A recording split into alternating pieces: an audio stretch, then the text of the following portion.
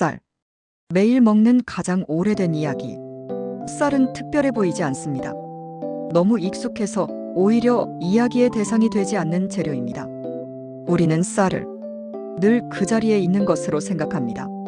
아침에도, 점심에도, 저녁에도 언제나 밥그릇 한가운데에 놓여 있습니다. 식탁에서 가장 먼저 사라지지 않고 가장 마지막까지 남아있는 음식. 반찬이 바뀌어도, 국이 달라져도 밥그릇은 늘 같은 자리에 놓입니다. 쌀은 언제나 중심에 있지만 주목받지 않는 재료입니다. 하지만 이 평범함은 우연이 아닙니다.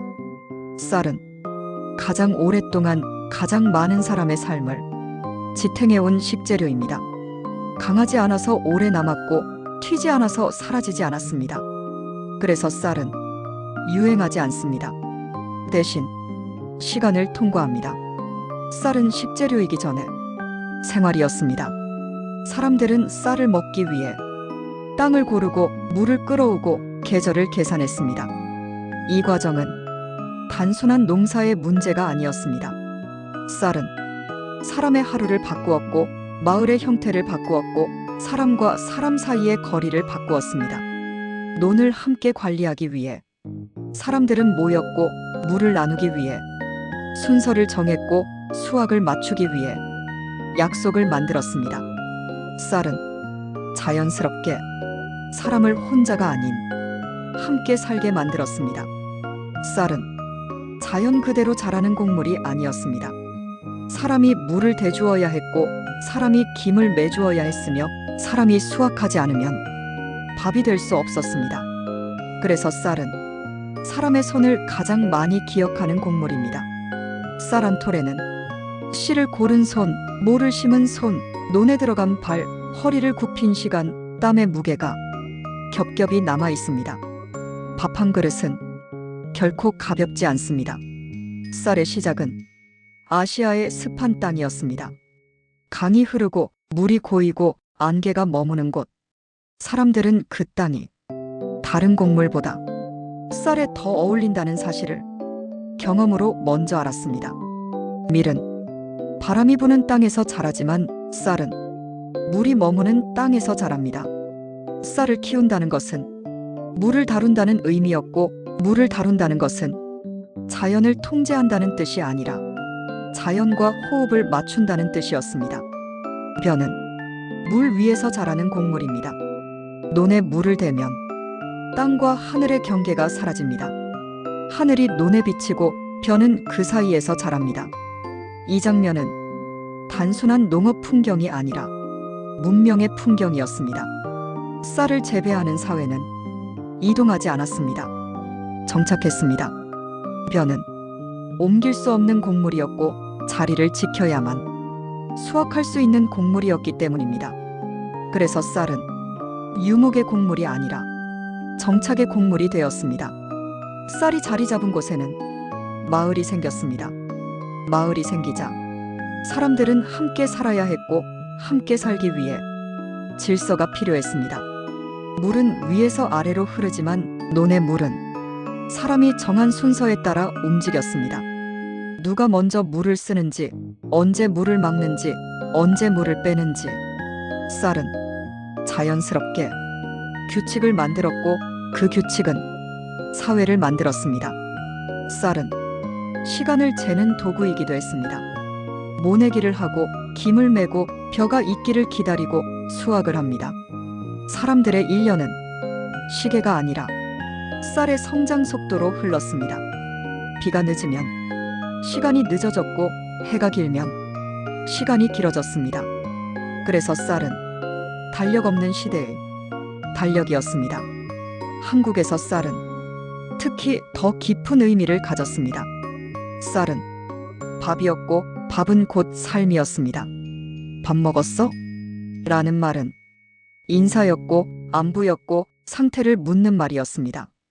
밥을 먹는다는 것은 오늘을 살고 있다는 뜻이었고 밥을 먹지 못한다는 것은 삶이 흔들리고 있다는 신호였습니다.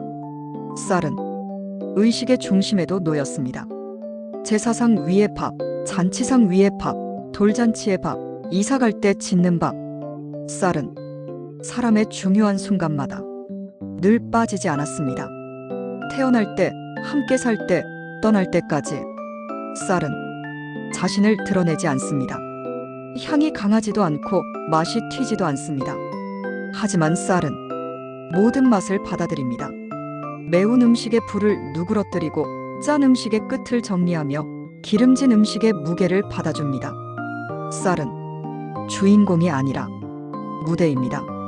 그래서 모든 음식은 쌀 위에서 완성됩니다. 쌀을 씹다 보면 단맛이 납니다. 이 단맛은 설탕의 단맛이 아닙니다. 천천히 씹을수록 뒤늦게 올라오는 단맛. 쌀의 단맛은 시간의 맛입니다. 쌀은 조리법에 따라 전혀 다른 얼굴을 가집니다. 밥이 되기도 하고 죽이 되기도 하며 떡이 되기도 하고 술이 되기도 합니다. 같은 쌀이 불의 세기와 물의 양에 따라 완전히 다른 음식으로 태어납니다. 쌀은 변화를 거부하지 않는 곡물입니다. 밥은 쌀의 가장 기본적인 모습이지만 가장 어려운 형태이기도 합니다. 물의 양, 불의 세기, 뜸의 시간, 조금만 어긋나도 밥의 인상은 완전히 달라집니다. 그래서 밥 짓기는 기술이 아니라 감각에 가깝습니다. 쌀은 오래 저장할 수 있는 곡물입니다. 그래서 쌀은 불안한 시대에 사람을 살렸습니다. 전쟁이 나도 흉년이 들어도 쌀이 남아 있다면 다음 계절을 기다릴 수 있었습니다. 쌀은 미래를 버티게 하는 식재료였습니다. 쌀은 나라의 힘과도 연결되었습니다. 쌀이 풍부한 나라는 사람을 먹일 수 있었고 사람을 먹일 수 있는 나라는 버틸 수 있었습니다. 그래서 쌀은 경제였고 정치였으며 안 보이기도 했습니다. 쌀은 노동의 결과입니다. 한 그릇의 밥에는 수많은 사람의 시간이 겹겹이 쌓여 있습니다. 그래서 밥 한 그릇은 가볍지 않습니다. 오늘날 우리는 쌀을 너무 쉽게 만납니다. 그래서 쌀의 무게를 잊고 살아갑니다. 하지만 쌀은 지금도 많은 사람의 하루를 지탱하고 있습니다. 쌀은 유행하지 않습니다. 대신 사라지지 않습니다. 수천 년 동안 같은 자리를 지켜온 이유입니다. 맺은 말, 쌀은 늘 우리 곁에 있었습니다. 그래서 우리는 쌀을 잘 모른 채 쌀과 함께 살아왔습니다.